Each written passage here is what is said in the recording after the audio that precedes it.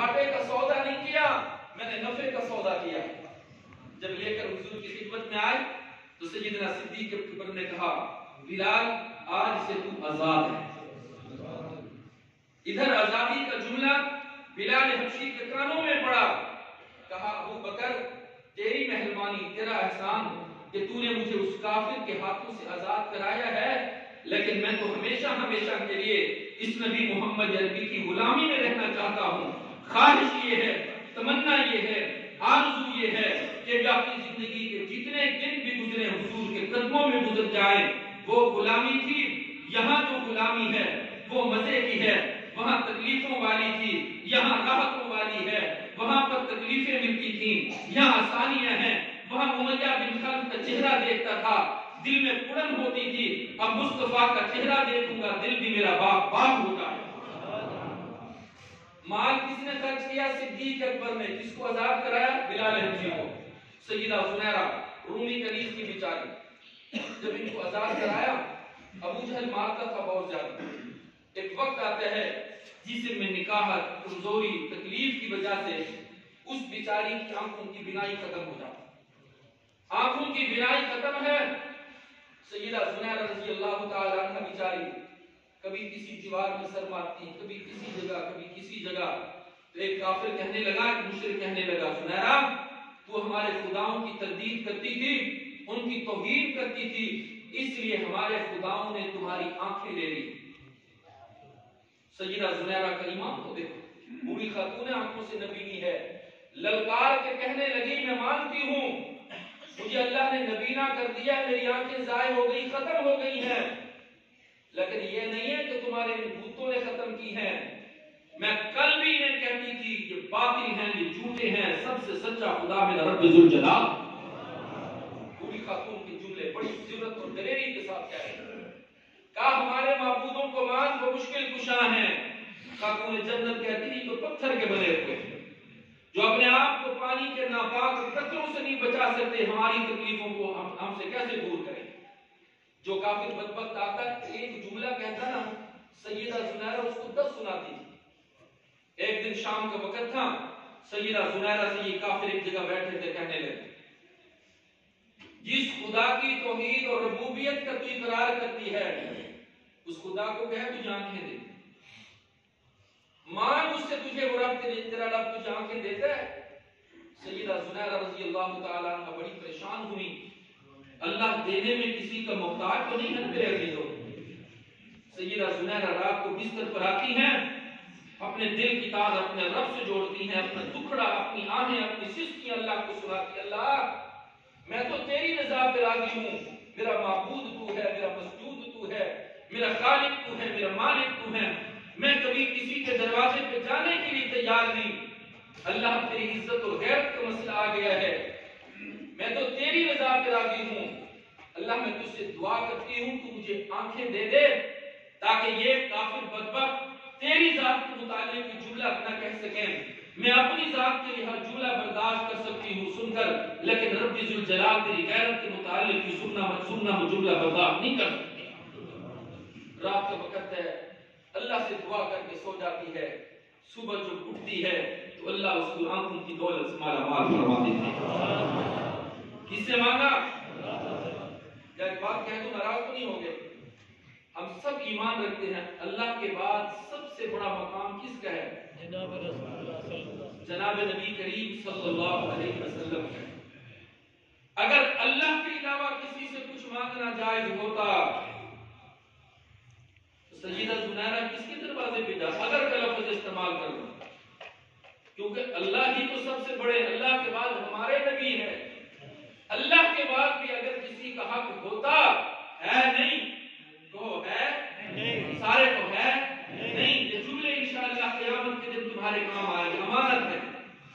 اللہ کے بعد حق، مقام، مرتبہ، عزت اور عظمت سب سے بڑی اللہ کے محبوب پیغمبر کی ہے، لیکن اگر اللہ کے بعد اللہ سے کسی سے مانگنے کا حق ہوتا تو شاید اللہ کے نبی کا ہوتا۔ صحابہ جو 200 سال پہلے ہمیں بتا گئے میاں اس خدا کے بعد جس نبی کا مقام اور مرتبہ زیادہ ہے وہ بھی تمہیں کچھ نہیں دے سکتا، وہ لینے والا ہے، خدا دینے والا ہے، یہ مصطفیٰ مانگنے والے، وہ عطا کرنے والے، یہ جھولیاں پھیلانے والے، وہ جھولیاں بھرنے والے، اس کی امت ہے، اس کی مغفرت ہے، اس کی شفاعت ہے، اس کی اطاعت ہے، یہ لینے والا، وہ دینے والا، یہ لینے والا ایسا کہ اس جیسا مانگنے والا کوئی نہیں، وہ دینے والا ایسا کہ اس خدا جیسا کوئی عطا کرنے والا نہیں۔ تو سیدہ زنیرہ نے اس وقت کس سے مانگا؟ اللہ کی آنکھوں کی بینائی ہے تو زبان سے یہی کہا، یاد میں تیری سب کو بھلا دوں میرے مولا، یاد میں تیری سب کو بھلا دوں، کوئی نہ مجھ کو یاد رہے، یاد میں تیری سب کو بھلا دوں، کوئی نہ مجھ کو یاد رہے، تجھ پہ سب گھر بار لٹا دوں، خانہ دل آباد رہے، اب تو رہے بس تاد میں آخر ورد زبان لا الہ الا اللہ۔ اللہ کا شکر ادا کیا، اللہ میری خیر ہے، میں تو دھکے کھا کے بھی ایک دن زندگی کے اپنے پورے کر لیتی، لیکن کوئی کافر تیری ذات کے متعلق جملہ کہے محمد کی صحابی اس کو برداشت نہیں کر سکتے۔ ایک تو سیدنا صدیق اکبر کا یہ مال صدیق نے خرچ کیا، دوسری خواہش کیا تھی؟ میں اللہ کے نبی کے چہرے کا دیدار کروں۔ بٹھایا اللہ نے پھر حضور کو، سیدنا صدیق اکبر کو کہا کہ غار ثور میں لے جا، تفصیل نہیں نقطہ دینا چاہتا ہوں۔ سیدنا صدیق اکبر نے اللہ کے نبی صلی اللہ علیہ وسلم کے چہرے کا دیدار کرنا شروع کیا۔ حضور کو نیند آئی، حضور کی آنکھ کھلی تو حضور نے دیکھا صدیق اکبر جاگ رہا ہے۔ کہو سبحان اللہ۔ مصطفیٰ کا چہرہ ملے، کیا خیال ہے صدیق اکبر کو نیند آ سکتی؟ حضور نے پوچھا صدیق سوتا نہیں؟ کہا محبوب آج تو موقع ملا ہے آپ کا چہرہ دیکھنے کا۔ حضور پھر نیند میں، پھر حضور کو جاگ آئی، پھر دیکھا ابو بکر جاگ رہا ہے، ٹکٹی باندھ کے حضور کو دیکھ رہا ہے۔ حضور نے پھر پوچھا صدیق سوتا نہیں؟ کہا محبوب آپ کی محبت، آپ کی یاری، آپ کا پیار مجھے آرام کرنے ہی نہیں دیتا، میری خواہش ہے میں آپ کا چہرہ دیکھتا رہوں۔ 3 دن 3 راتیں سیدنا ابو بکر صدیق نے رج رج کے مصطفیٰ کے مکھڑے کا دیدار کیا۔ صدیق اکبر نے دیکھا سامنے ایک چوٹی نظر آ رہی ہے، اس چوٹی پہ ایک پرندہ بیٹھا ہوا ہے۔ کیا بیٹھا ہوا ہے؟ پرندہ۔ 3 دن تک سیدنا صدیق اکبر کہتے میں نے اس کو دیکھا، نہ کھاتا ہے، نہ پیتا ہے، نہ اپنی جگہ سے اڑتا ہے۔ جامع المعجزات ایک کتاب ہے جس میں حضور صلی اللہ علیہ وسلم کے معجزات لکھے ہوئے ہیں، اس کے اندر میں نے یہ بات پڑھی تو میں پڑھ کر حیران ہو گیا۔ اللہ کے نبی صلی اللہ علیہ وسلم سے سیدنا صدیق اکبر نے کہا محبوب 3 دن 3 راتوں سے میں نے اس کو دیکھا، یہ پرندہ بیٹھا ہے، نہ کھاتا ہے، نہ پیتا ہے، نہ اپنی جگہ سے اڑتا ہے، اللہ سے پوچھے تو صحیح یہ کیوں ہے؟ سیدنا صدیق اکبر نے جب اپنی خواہش کا اظہار کیا تو اللہ کے نبی صلی اللہ علیہ وسلم نے اللہ سے التجا کی، محبوب میرا یار ابو بکر پوچھ رہا ہے یہ پرندہ نہ کھاتا ہے، نہ پیتا ہے، نہ اپنی جگہ سے اٹھتا ہے، اس کی وجہ کیا ہے؟ اللہ کی طرف سے جواب آیا، میرے پیارے حبیب اپنے یار ابو بکر کو کہے اس پرندے سے پوچھے، پوچھنا کس کا کام ہے، بتانا اس پرندے کا کام ہے۔ جگہ دو صدیق اکبر کی محبت کو مسلمانوں۔ صدیق اکبر خود بول پڑے، اللہ کا پیغام حضور نے سنایا، پوچھا بھی تو نہ کھاتا ہے، نہ پیتا ہے، نہ اپنی جگہ سے اٹھتا ہے، 3 دن 3 راتیں ہو گئی ایک جگہ بیٹھا ہوا ہے۔ سیدنا صدیق اکبر نے جب یہ جملہ، اللہ کے نبی کا فرمان تھا، اللہ کا حکم ہے، صدیق کو کہو وہ پوچھے، میں اور آپ ہوتے تو شاید سوچنے لگ جاتے یار پرندہ کیا جواب دے گا، پرندے سے کیا سوال کریں۔ صدیق کہتے اس کو ہیں جس نے کبھی اپنی زندگی کے اندر اپنی خواہش اللہ کے نبی کے سامنے پیش ہی نہیں کی، جو نبی نے کہا صدیق نے اس پیغمبر کی بات کی تصدیق کی۔ صدیق اکبر نے پوچھا میں دیکھ رہا ہوں نہ کھاتا ہے، نہ پیتا ہے، نہ اٹھتا ہے، اس کی وجہ کیا ہے؟ تو اس نے کہا صدیق اکبر نہ مجھے بھوک لگتی ہے، نہ مجھے پیاس لگتی ہے، نہ میں کھاتا ہوں نہ پیتا ہوں، کافر زندگی کیسی گزر رہی ہے؟ جملہ دل پہ لکھو، صدیق کا عاشق خوش ہوگا اور صدیق کے دشمنوں پر قیامت تک لعنت کی پھٹکار آئے۔ کیا جملہ کہا پرندے نے؟ کہا صدیق میں روزانہ تیرے حقداروں کی خیر مانگتا ہوں، میری بھوک بھی ختم ہو جاتی ہے۔ صدیق کا حقدار سچا کہے، مصطفیٰ کا ہم سفر وہ ابو بکر، مصطفیٰ کا ہم سفر محبت سے مصطفیٰ کا ہم سفر، مصطفیٰ کا ہم سفر، گلی گلی نگر نگر کہو یا ابو بکر ابو بکر۔ آپ یہاں ابو بکر کا نام لیں گے انشاءاللہ سیدنا ابو بکر صدیق کی روح مبارک روزے کے اندر خوش ہو جائے گی۔ مصطفیٰ کا ہم سفر ابو بکر، اونچی آواز سے مصطفیٰ کا ہم سفر ابو بکر، گلی گلی نگر نگر ابو بکر۔ صدیق کا حقدار خوش ہو جائے، کہا آپ کا حقدار خوش ہوگا، آپ کا حقدار خوش ہوتا ہے، آپ کے حقداروں پہ میں رحمت بھیجتا ہوں، آپ کے حقداروں کی خیر مانگتا ہوں، میری بھوک ختم ہو جاتی ہے۔ کہا پھر پیتا کیوں نہیں؟ کہا تیرے گستاخوں پر اور تیرے دشمنوں پر لعنت بھیجتا ہوں، اللہ میری پیاس کو بھی ختم کروا دیتا ہے۔ صدیق کا دشمن اپنی خیر بنا، نہیں جاندا زمانہ عظمت صدیق دی، کالے کو کیا پتا۔ میرا ایک چھوٹا بیٹا ہے محمد احمد، اکثر بات سنتا ہے بیٹھا ہوتا ہے، تو میں نے ایک دفعہ ویسے کہا نا بیٹا کالا کالا ہوتا ہے، ایک کو پتہ کیا کرے، ہاں ابا جڑا اندروں بھی کالا ہوئے تے باہروں بھی کالا ہوئے، اس کو کیا کہتے ہیں؟ بولو میاں کیا کہتے ہیں؟ رشتہ داری تو نہیں ہے، کالوں سے رشتہ داری تو نہیں، وہ کالا جو غار سور میں تھا میاں، وہ کالا غار سور میں جو تھا، کوئی اور کالا نہ سمجھنا۔ سمجھ آگئی بات؟ اشارہ کافی ہے، اندر سے بھی کالا باہر سے بھی، اندر سے بھی کالا باہر سے بھی کالا۔ تو میں کیا کہہ رہا تھا؟ نہیں جاندا زمانہ عظمت صدیق دی، نہیں جاندا زمانہ عظمت صدیق دی، پوچھو رسول پاک تو قیمت صدیق دی، نہیں جاندا زمانہ عظمت صدیق دی، پوچھو رسول پاک تو قیمت صدیق دی۔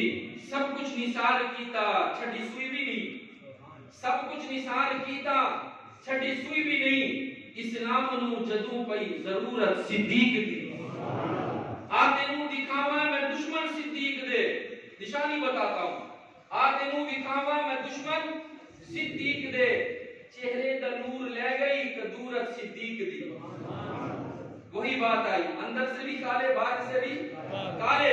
امام غزالی رحمہ اللہ فرماتے ہیں ہجرت کی رات جب حضور کو گود میں لے کر ابو بکر صدیق بیٹھے تھے، شاید زبان حال سے اس وقت آقا مدنی کریم نے کہا ہوگا ابو بکر آج دشمن میرے ہیں، پہرا تو دے، پھر دشمن تیرے ہوں گے، قیامت تک مزار کے اندر پہرا میں محمد دیتا رہا۔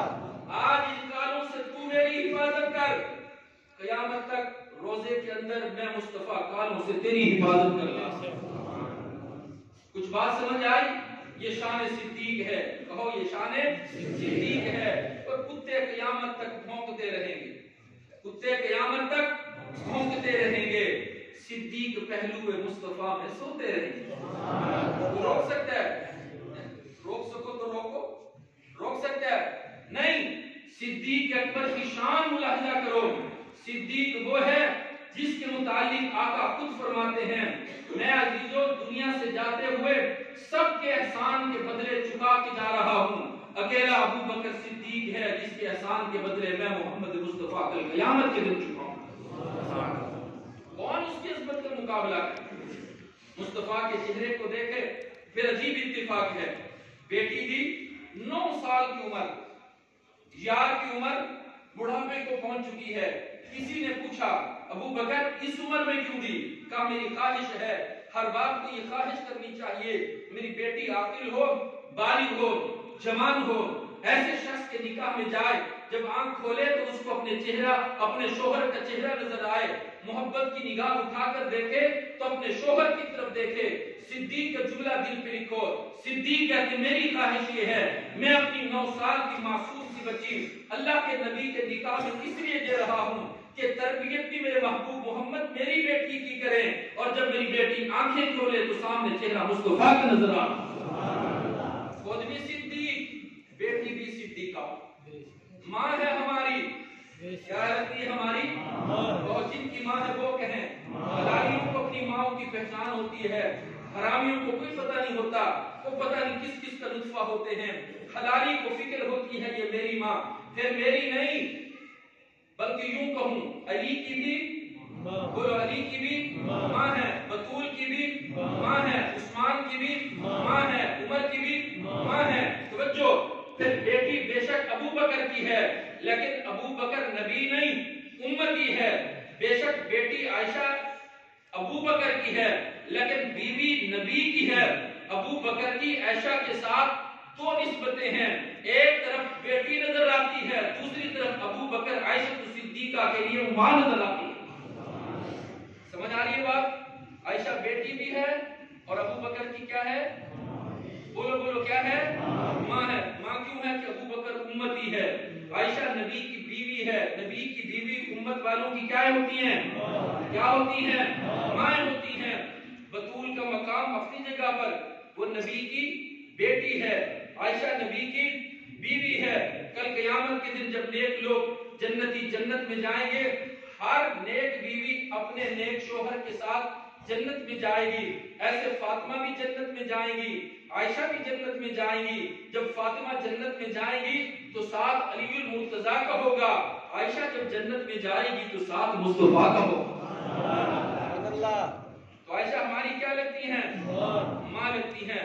کائنات کے ہر مومن کی ماں ہے۔ مومن لفظ استعمال کر رہا ہوں، مسلمان استعمال کر رہا ہوں۔ بے ایمان کی عائشہ ماں نہیں ہے، بے ایمان کی عائشہ ماں نہیں ہے۔ کیوں؟ حلالی ہوتے تو ماں کی قدر کرتے، جو ماں پہ تہمت لگائے حلالی بولو نہیں، حلالی تو کبھی ماں کے سامنے اونچا بھی بولا نہیں کرتے۔ اسی کو مرحوم منصر صاحب بخاری کہا کرتے تھے نا، ہے ملکہ ملک صداقت دی، ہے ملکہ ملک صداقت دی، صدیق دی صاحبزادی قسم خدا دی۔ ہے ملکہ ملک صداقت دی، صدیق دی صاحبزادی قسم خدا دی۔ تم پاک رسول دے گھر آئی، ہئی پاک رسول دے دادی قسم خدا دی۔ کک جتنا کچھ کر نہیں سکتی او ٹولی ابن سبا دی قسم خدا دی، قسم خدا دی۔ وہ جڑا قدر کرے نہ او پتر حلالی نہیں، جڑا قدر کرے نہ ماں دی قسم خدا دی۔ حلالی بیٹے ہمیشہ اپنی ماؤں کی کیا کرتے ہیں؟ قدر کرتے ہیں۔ دل میں ہر صحابی کی عزت اور عظمت کو اجاگر کرو، ازواج مطہرات میں سے ام عائشہ صدیقہ کا دفاع کرو، صحابہ میں سے سیدنا ابو بکر صدیق اور عمر فاروق رضی اللہ تعالی عنہ پر کافر مشرک جتنا وہ تبرہ کریں، ہم مومن مسلمان اتنا صحابہ کی عزت اور عظمت کو بیان کر کے اپنے دلوں کو اور اپنے ایمانوں کو گرمائیں۔ کیوں؟ صحابہ ہمارے ایمان کا، سارے بولو محبت سے، صحابہ ہمارے ایمان کا حصہ ہے۔ حصہ کبھی جدا ہوتا ہے، الگ ہوتا ہے؟ کب تک حصہ ہے؟ جب تک جسم میں جان باقی ہے، اور انشاءاللہ سب کچھ مومن مسلمان برداشت کر سکتے ہیں، لیکن صحابہ اور اہل بیت کی توہین برداشت نہیں کر سکتا۔ آپ یہ سمجھ رہے ہو کہ شاید یہ جذباتی باتیں ہیں یا کوئی نظریاتی باتیں ہیں؟ نہیں بھائی نہیں، وہی بات عرض کرتا ہوں کہ ان کی شان اللہ کے قرآن نے بھی بیان کی ہے، نبی کے فرمان نے بھی بیان کی ہے۔ اس لیے ہم کہتے ہیں صحابہ ہمارے ایمان کا حصہ ہے۔ قرآن نے خود کہا فَإِنْ آمَنُوا بِمِثْلِ مَا آمَنْتُمْ بِهِ۔ وہ مسلمانوں ایمان لانا چاہتے ہو، ایمان لانا چاہتے ہو، ایمان لانا چاہتے ہو، جی اللہ ایمان لانا چاہتے ہیں، کیسا لائیں؟ فرمایا بِمِثْلِ مَا آمَنْتُمْ بِهِ، جیسے میرے محبوب محمد کے صحابہ ایمان لائیں، ویسا ایمان ہوگا تو ایمان معتبر، ورنہ ایمان معتبر نہیں۔ صحابہ پڑھتے تھے لا الہ الا اللہ محمد رسول اللہ، پڑھو گے تو کامیاب، اگر اس میں ترمیم کرو گے، بڑھاؤ گے، گھٹاؤ گے تو کبھی کامیاب نہیں ہو سکتے، ناکام ہو جاؤ گے۔ قرآن بھی اتنا کتنے پاروں پر مشتمل؟ کوئی کہتا ہے 40 ہے، کوئی غار میں پڑھے ہیں، بکری کھا گئی ہے، اور ہم کیا کہتے ہیں کتنے پارے ہیں؟ 30 پارے، 6666 آیتیں، 1771 مدیں، 1274 شدیں، 3,21,250 حروف۔ آج سے 1400 سال پہلے اللہ نے اپنے محبوب محمد پر جیسے اتارے تھے، آج بھی ویسے ہیں، قیامت تک ویسے کہ ویسے محفوظ رہیں۔ اپنے دلوں کو صحابہ اور اہل بیت کی محبت سے اجاگر کرو۔ آئندہ جمعہ صحابہ کرام کی اہمیت اور عظمت پر اور بالخصوص سیدنا ابو بکر صدیق کی امامت پر آپ کو باتیں بتائیں گے۔ تبرہ بہت ہوتا ہے ان کی ذات کے متعلق، یہ باتیں بتانے کا مقصد یہی ہے کہ ہمارے دلوں کے اندر صحابہ کی محبت بیٹھ جائے، کہیں ہم دشمن کی چال کا شکار نہ ہو جائیں، اور سب سے ہمارا قیمتی سرمایہ کلمہ لا الہ الا اللہ محمد رسول اللہ ہے، ایمان والے ہیں، کہیں ایسا نہ ہو کہ دشمن کی چال میں پھنس کر ہم اپنے ایمان سے ہاتھ دھو بیٹھیں۔ کس نے فکر کرنی ہے؟ ہم نے فکر کرنی ہے۔ اور کس نے فکر کرنی ہے؟ اور دنیا کو بتاؤ صحابہ لاوارث نہیں ہے، اور صحابہ لاوارث نہیں ہے۔ صحابہ کی عزت اور عظمت کا مسئلہ ہوگا تو انشاءاللہ مسلمان کا ایک ایک بچہ سر پہ کفن باندھ کر میدان میں اترے گا اور بتائے گا کہ ہم نے سانس لیا ہے اللہ کی مرضی کے ساتھ، لیکن اب جینا بھی ہے اللہ کی محبت کے ساتھ، نبی کی محبت کے ساتھ، صحابہ اہل بیت کی محبت کے ساتھ، اور جب دنیا سے جائیں گے تو تب بھی ہمارے دلوں کے اندر اللہ اور اس کے رسول کی محبت بھی ہوگی، صحابہ اہل بیت کی محبت بھی ہوگی۔ نیت کرتے ہیں سب انشاءاللہ صحابہ سے سچی محبت بھی کرنی ہے، صحابہ کا دفاع بھی کرنا ہے۔ جو کہا سنا اللہ ہم سب کو عمل کی توفیق نصیب فرمائے، سنت ادا فرمائے۔